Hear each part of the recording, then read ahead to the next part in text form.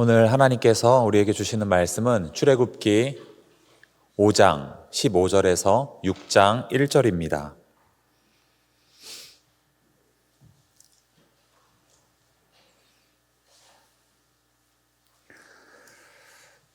구약성경 88페이지 출애굽기 5장 15절에서 6장 1절 교독으로 보시겠습니다.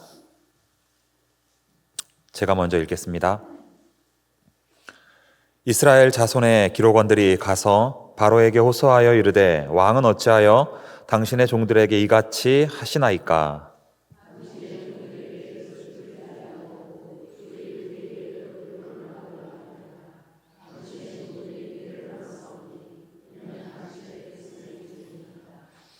바로가 이르되 너희가 게으르다 게으르다 그러므로 너희가 이르기를 우리가 가서 여호와께 제사를 드리자 하는도다.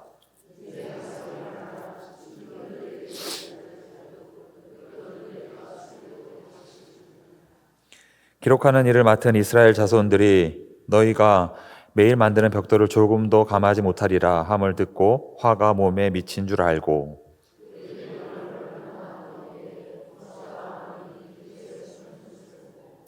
그들에게 이르되 너희가 우리를 바로의 눈과 그의 신하의 눈에 미운 것이 되게 하고 그들의 손에 칼을 주어 우리를 죽이게 하는도다.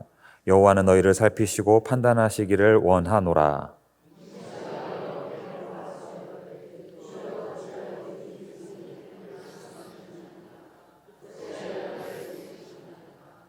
내가 바로에게 들어가서 주의 이름으로 말한 후로부터 그가 이 백성을 더 학대하며 주께서도 주의 백성을 구원하지 아니하시나이다. 여호와께서 모세에게 이르시되 이제 내가 바로에게 하는 일을 내가 보리라. 강한 손으로 말미암아 바로가 그들을 보내리라. 강한 손으로 말미암아 바로가 그들을 그의 땅에서 쫓아내리라. 아멘. 오늘도 하나님께서 말씀을 통해 저와 여러분에게 은혜 부어주실 줄로 믿습니다. 오늘은 모세의 기도라는 제목으로 하나님의 말씀을 나누겠습니다. 하나님이 모세에게 사명을 주셨습니다. 무슨 사명을 주셨습니까? 어떤 사명을 주셨습니까? 이스라엘 백성들을 출애굽시키는 사명을 주셨습니다. 이스라엘 백성들을 약속의 땅, 가나안 땅으로 인도하여 드리는 사명을 주셨습니다. 모세는 그 사명을 감당하기 위해 바로왕 앞에 갔습니다. 바로왕 앞에 가서 이렇게 말했습니다. 하나님께서 이 말씀을 그대로 전하라고 하셨습니다. 내 백성들을 애굽에서 내보내라. 그러면 그들이 광야에서 나를 예배할 것이니라. 그러자 바로왕이 코웃음을 치면서 이렇게 대답을 합니다. 하나님이 누구냐? 나는 하나님이 누군지 모른다. 하나님이 누군지도 모르는데 내가 왜 그 하나님의 말을 들어야 하냐? 그 일로 인해서 바로왕은 이스라엘 백성들에게 더 심한 노역을 부과했습니다. 오늘 본문에서 이제 우리가 읽으면서 그 내용을 확인할 수가 있는데 그 노역의 내용이 무엇이었습니까? 집을 주지 않고 벽돌을 생산하라는 거예요. 당시 건축의 주 재료는 진흙으로 만든 벽돌이었습니다. 그런데 이게 문제가 뭐냐면 햇빛이 비치면 쩍쩍 갈라지는 거예요. 견고하지가 않은 거예요. 그런데 그 진흙 반죽에다가 집을 이렇게 썰어서 넣으면 그 집이 이 반죽을 이렇게 잡아줘 갖고 견고한 벽돌이 나오는 거예요. 그러니까 이게 집을 주지 않고 벽돌을 만들어라. 이게 가능한 게 아닌 거죠. 그러니까 더 심한 노역이 되었던 것입니다. 할 수 없이 이스라엘 백성들은 애굽 전 지역을 다니면서 집을 구해야만 했습니다. 그러다 보니 벽돌 만드는 게 너무 힘들고 벽돌 생산량도 예전만 못한 거예요. 그러자 바로왕이 어떻게 하죠? 게으르다 하면서 더 학대하는 거예요. 얼마나 고통스러웠겠습니까? 더 이상 이제 견딜 수 없는 이제 그러한 지경에 이르게 된 것입니다. 그러자 이스라엘의 반장들이 모세와 아론을 이렇게 원망하기 시작했어요. 오늘 본문 출애굽기 5장 21절입니다. 그들에게 이르되 너희가 우리를 바로의 눈과 그의 신하의 눈에 미운 것이 되게 하고 그들의 손에 칼을 주어 우리를 죽이게 하는도다. 여호와는 너희를 살피시고 판단하시기를 원하노라. 이 부분이 중요합니다. 여호와는 너희를 살피시고 판단하시기를 원하노라. 무슨 말씀입니까? 하나님께서 무서운 벌을 내리기를 원한다는 거예요. 그러니까 모세와 아론을 저주하고 있는 것입니다. 여러분, 모세는요, 하나님의 명령대로 했을 뿐이에요. 하나님의 명령대로 하나님의 말씀을 바로왕에게 그대로 전달했을 뿐입니다. 모세는 하나님께서 부여해 준 사명을 감당했을 뿐입니다. 그런데 그 결과가 무엇이었습니까? 이스라엘 백성들에게 더 심한 노역이 부과되었습니다. 그로 인해 이스라엘의 반장들로부터 원망과 심지어는 저주의 말까지 듣게 되었습니다. 하나님께서 아브라함에게 가나안 땅으로 가라고 하셨어요. 가나안 땅으로 가면 복을 주시겠다고 하셨습니다. 그 복의 내용이 무엇이었습니까? 후손을 하늘의 별과 같이 땅의 모래알과 같이 번성하게 해주시겠다. 그리고 그 후손들이 큰 민족을 이루고 큰 나라를 이루며 복의 근원이 되게 하겠다는 것이었습니다. 아브라함은 그 약속 믿고 가나안 땅으로 갔어요. 그런데 가나안 땅에 들어가서 복 받았습니까? 형통했습니까? 복음커녕 형통은커녕 기근을 만나게 되었고 굶어 죽게 되었습니다. 여러분, 아브라함은 하나님의 명령대로 가나안 땅에 갔을 뿐이에요. 하나님께서 복 주신다 해서 가나안 땅에 갔을 뿐입니다. 그런데 그 결과가 무엇이었습니까? 기근을 만나게 되어 굶어 죽게 되었습니다. 야곱이 삼촌 라반의 집에 있을 때 하나님께서 말씀하셨어요. 다시 가나안 땅으로 돌아가라. 가나안 땅으로 돌아가면 아브라함에게 주겠다는 그 복을 너에게도 주겠다. 야곱은 그 약속 믿고 가나안 땅으로 돌아갔어요. 그런데 돌아가는 길에 이런 소식이 날아옵니다. 에서가 군사 400명을 이끌고 이쪽으로 오고 있다. 야곱 죽이기 위해서 오고 있는 거예요. 여러분, 야곱은 하나님의 명령대로 가나안 땅에 돌아갔을 뿐입니다. 가나안 땅 돌아가면 복 주시겠다 해서 그 가나안 땅으로 돌아간 것 뿐이에요. 그런데 그 결과가 무엇이었습니까? 에서의 복수가 기다리고 있었어요. 생명이 위태롭게 되었습니다. 바울은 다메섹 도상에서 예수님을 만났어요. 하나님께서는 그런 바울을 향하여 말씀하셨습니다. 내가 너를 통해 이방 사람들을 구원할 거야. 이방의 빛이 되게 하겠다. 바울은 그 하나님의 말씀에 순종하여 그 이후로 복음 전도자의 삶을 살았습니다. 그래서 바울이 복된 삶 살았습니까? 형통한 삶 살았습니까? 복음커녕 형통은커녕 고난으로 점철된 삶을 살았습니다. 매맞고 헐벗고 굶주리며 감옥에 갇히는 비참한 삶을 살았습니다. 여러분, 바울은 하나님의 명령대로 복음 전도자의 삶을 살았을 뿐이에요. 이방의 빛이 되게 하겠다 하나님께서 말씀하셔서 복음 전도자의 사명을 감당했을 뿐입니다. 그런데 그 결과가 무엇이었습니까? 매맞고 헐벗고 굶주리며 감옥에 갇히는 비참한 삶을 살게 되었습니다. 여러분, 이걸 통해서 우리가 알 수 있는 것이 무엇입니까? 하나님의 사명자는 반드시 고난을 당하게 되어 있다는 거예요. 그러므로 사명자는 고난당하는 것을 이상하게 여겨서는 안 된다는 것입니다. 아, 내가 사명을 감당하니까 고난을 당하는구나. 마침내 올 것이 왔구나. 이렇게 당연하게 받아들여야 한다는 것입니다. 그런데 여러분, 여기서 우리가 꼭 기억해야 할 것이 있습니다. 사명자가 고난을 당하지만 그 고난 뒤에는 하나님의 영광이 기다리고 있다는 사실입니다. 모세를 생각해 보세요. 이스라엘의 반장들이 저주했잖아요. 막 저주 퍼부었잖아요. 그래서 모세가 저주 받았습니까? 아니요. 오히려 복을 받았습니다. 그래서 이스라엘 백성들을 그 약속의 땅 가나안으로 드리는 그런 위대한 사명자로 쓰임을 받지 않았습니까? 하나님께서는 그런 모세를 향하여서 이스라엘의 전무후무한 선지자라고 극찬을 하셨습니다. 아브라함도 마찬가지죠. 아브라함이 가나안 땅에 가서 기근 만났잖아요. 그래서 굶어 죽었습니까? 굶어 죽지 않았습니다. 오히려 하나님의 약속대로 그의 후손들이 큰 민족을 이루고 큰 나라를 이루며 복의 근원이 되었습니다. 하나님은 그런 아브라함을 향하여 믿음의 조상이라고 극찬을 하셨습니다.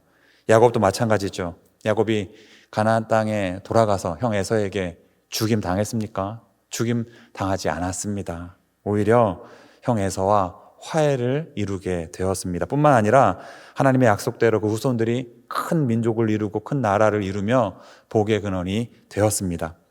하나님은 그런 야곱에게 하나님과 겨루어서 이겼다고 하시고 이스라엘이라고 하는 영광스러운 이름을 주시면서 극찬하셨습니다. 사랑하는 성도 여러분, 이후로는 고난 가운데에서도 하나님의 영광을 보게 될 것을 믿는 믿음으로 하나님의 사명을 묵묵히 감당할 수 있기를 우리 주님의 이름으로 축복합니다. 오늘 본문에는 두 부류의 사람들이 등장을 합니다.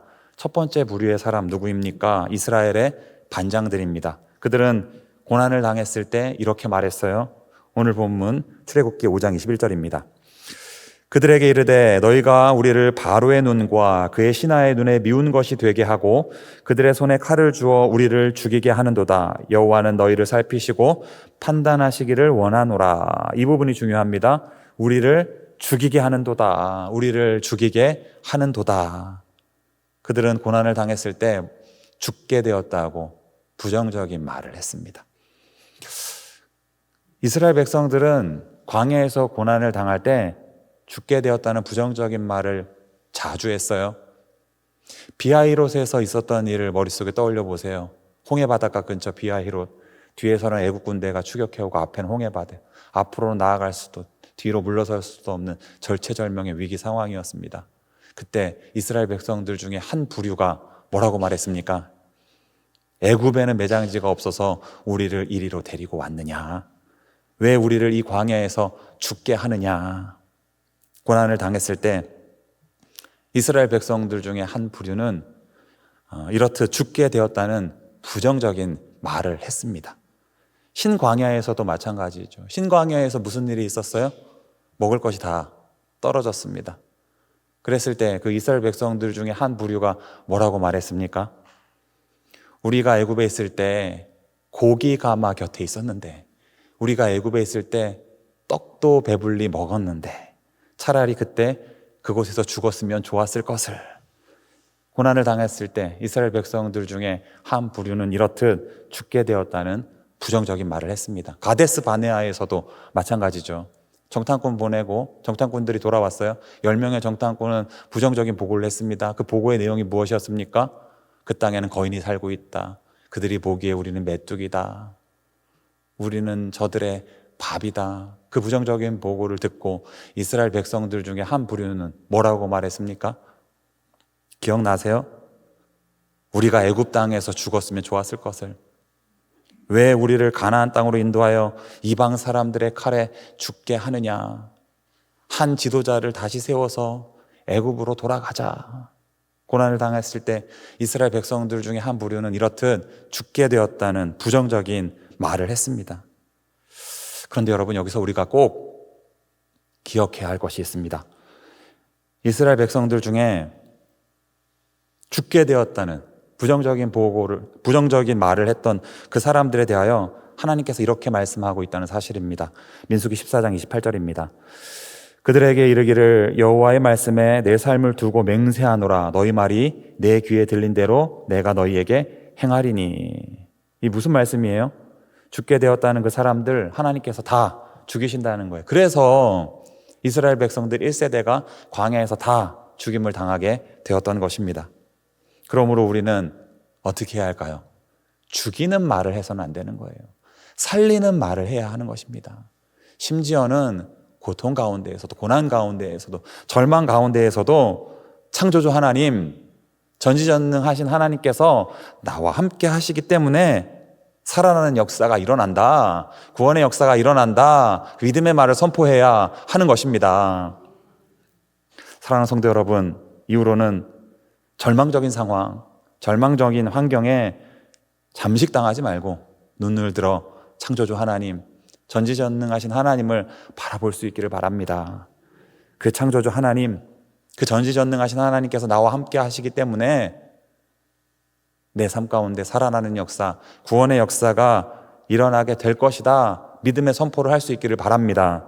그럴 때 하나님께서 절망적인 상황과 환경을 초월하여 구원의 역사를 일으켜 주실 줄로 믿습니다. 그런가 하면 오늘 본문에 나오는 두 번째 부류의 사람은 바로 모세입니다. 모세는 고난을 당했을 때 하나님 앞에 어떻게 했죠? 부르짖어 기도했습니다. 오늘 본문 출애굽기 5장 22절입니다. 모세가 여호와께 돌아와서 이르되 주여 어찌하여 이 백성이 학대를 당하게 하셨나이까? 어찌하여 나를 보내셨나이까? 모세가 부르짖어 하나님 앞에 기도했을 때 하나님의 응답이 무엇이었습니까? 오늘 본문 출애굽기 6장 1절입니다. 여호와께서 모세에게 이르시되 이제 내가 바로에게 하는 일을 내가 보리라. 강한 손으로 말미암아 바로가 그들을 보내리라. 강한 손으로 말미암아 바로가 그들을 그의 땅에서 쫓아내리라.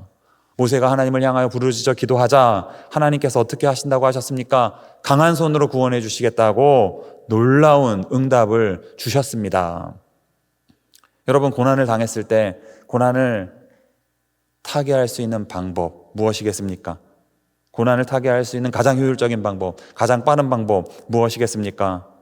창조주 하나님, 전지전능하신 하나님을 향하여 부르짖어 기도하는 것입니다. 모세가 그랬잖아요. 모세는 고난을 당했을 때 창조주 하나님, 전지전능하신 하나님을 향하여 부르짖어 기도했습니다. 그랬을 때 하나님의 강한 손이 나타나게 되어 구원의 역사가 일어나게 되었던 것입니다. 저는 개인적으로 모세라는 사람이 굉장히 부럽습니다. 왜냐하면 모세만큼 하나님의 은혜를 입은 사람은 많지 않기 때문입니다. 여러분, 모세가 하나님으로부터 어떤 은혜를 입었습니까? 하나님을 대면하는 특별한 은혜를 누렸습니다. 하나님이 모세를 향하여 뭐라고 극찬하셨어요? 이스라엘의 전무후무한 선지자다. 여러분, 모세가 어떻게 이렇게 큰 은혜를 덧입을 수 있었을까요? 그 이유가 무엇이었을까요? 출애굽기를 쭉 읽어보니까 모세는요, 고난을 당할 때 죽게 되었다는 부정적인 말을 단 한 번도 한 적이 없어요. 고난을 당할 때마다 어떻게 했을까요? 창조주 하나님, 전지전능하신 하나님을 향하여 부르짖어 기도했습니다. 앞서 말씀드렸지만 비하이롯에서도 하나님을 향하여 부르짖어 기도했고, 신광야에서도 하나님을 향하여 부르짖어 기도했고, 가데스 바네아에서도, 바란광야 가데스에서도 하나님을 향하여 부르짖어 기도했습니다. 그랬을 때 하나님의 강한 손이 나타나게 되어 구원의 역사가 일어나게 되었던 것입니다. 우리가 잘 아는 이런 이야기가 있지 않습니까? 어느 시골 마을에 가뭄이 들었어요. 논밭이 막 다 말랐습니다. 그 마을에 교회가 있었는데 작정 기도를 했습니다. 하나님, 비를 내려주십시오. 하나님, 비를 주십시오. 그러던 어느 날 저녁이었어요. 교인들이 교회에 다 모였는데 조그마한 꼬마아이가 우산을 들고 왔어요. 한 어른이 그 아이에게 물었습니다. 얘야, 날씨가 이렇게 좋은데 왜 우산을 가지고 왔냐? 하나님께 비 내리게 해달라고 기도하지 않았습니까? 하나님께서 비를 내려주실 테니 당연히 우산을 가지고 와야죠. 그날 기도회가 끝나고 돌아가는데 비가 내리는 거예요. 폭우가 쏟아집니다. 대부분의 어른들은 우산을 가지고 오지 않아 비를 맞으면서 집으로 뛰어갔어요. 오직 그 아이에게만 작은 우산이 들려져 있었습니다. 여러분, 고난을 당했을 때 창조주 하나님, 전지전능하신 하나님을 향하여 기도해야 한다. 우리 중에 이거 모르는 사람 있습니까? 다 알고 있습니다. 그런데 우리는 고난을 당했을 때 창조주 하나님, 전지전능하신 하나님을 향하여 기도하지 않아요. 세상의 방법과 식을 붙듭니다. 인간적인 방법을 강구합니다. 그러면 안 되는 거예요. 고난을 당했을 때 창조주 하나님, 전지전능하신 하나님을 향하여 기도하면 기도 응답을 받는다. 하나님께서 구원의 역사를 일으키신다. 우리 중에 그거 모르는 사람 있습니까? 다 알고 있어요. 그러면 우리의 문제는 무엇입니까? 기도하고도 기도 응답을 기대하지 않아요. 기도하고도 하나님께서 구원의 역사를 일으키신다. 그 사실을 믿지 못합니다. 가뭄 때문에 그 시골 마을 교회에서 기도회가 열렸어요. 그럼에도 불구하고 기도회에 나오지 않았던 사람들, 기도하지 않았던 사람들 분명 있었을 것입니다. 마을교회에서 기도회가 열려서 많은 사람들이 참여를 했어요. 그런데 그 가운데 기도 응답을 기대했던 사람들 많지 않았어요. 조그마한 꼬마아이 한 사람만 기도 응답을 기대했습니다. 여러분, 이것이 우리의 슬픈 자화상은 아닌지 돌아봐야 할 것입니다. 며칠 전에 이 보도되었던 뉴스의 영상입니다. 이 영상을 다 함께 보시겠습니다. 엘리베이터에 갇힌 한 아이, 어쩔 줄 몰라 하며 발을 동동 구릅니다. 곧이어 두 손을 꼭 모으고 웅크려 앉아 기도를 시작하는데요. 이 소년의 기도가 통한 걸까요? 잠시 후 엘리베이터 문이 열립니다. 소년은 잠시 머뭇거리더니 이내 엘리베이터에서 나가 탈출합니다. 현지 시각 28일 프리프레스 저널이 보도한 엘리베이터 CCTV에 엘리베이터에 갇힌 어린 소년의 모습이 화제인데요. 영상 속 아이는 겁에 질린 채 주님 문을 열어주세요. 조금 무섭지만 주님이 저와 함께 계신 걸 알아요 라고 속삭입니다. Jesus, por favor, abre a porta do elevador. Eu tô com um pouquinho de medo, mas eu sei que o Senhor cuida de mim. 아이가 기도를 마치고 아멘이라고 말하는 그 순간 굳게 닫혀있던 엘리베이터 문이 활짝 열립니다. 조금 놀란 듯 뒷걸음질 치던 소녀는 문이 닫히기 전 재빨리 엘리베이터에서 탈출하는데요. 영상은 SNS를 중심으로 빠르게 확산하며 감동을 주고 있습니다. 네티즌들은 아이의 순수함이 너무 아름답다. 두려운 상황에서 바로 기도할 수 있는 신앙심이 대단하다. 혼자 무서웠을 텐데 장하다 등의 반응이 이어집니다. 사랑하는 성도 여러분, 기도는 이론이 아니라 실제입니다. 이후로는 고난을 당했을 때 뉴스 속의 어린 아이처럼 모든 세상의 방법과식, 모든 인간의 방법을 다 내려놓고 창조주 하나님, 전지전능하신 하나님을 향하여 부르짖어 기도할 수 있기를 바랍니다. 기도하되 창조주 하나님께서, 전지전능하신 하나님께서 반드시 구원의 역사를 일으키신다, 그 믿음으로 기도할 수 있기를 바랍니다. 그럴 때 우리의 삶 가운데 하나님의 강한 손이 나타나게 되어 놀라운 구원의 역사가 일어나게 될 줄로 믿습니다. 다 함께 기도하시겠습니다. 하나님 아버지, 오늘도 귀한 말씀 허락해 주셔서 참으로 감사를 드립니다. 오늘 주신 말씀대로 저희들 이후로는 창조주 하나님, 전지전능하신 하나님의 구원을 온전히 믿고 그 하나님을 향하여 쉼없이 부르짖는 기도로 나아가게 하여 주옵소서. 그리하여 우리를 통하여 하나님의 은혜의 역사가 나타나게 하여 주옵소서. 이 모든 말씀 우리 주 예수 그리스도의 이름으로 기도드리옵나이다. 아멘.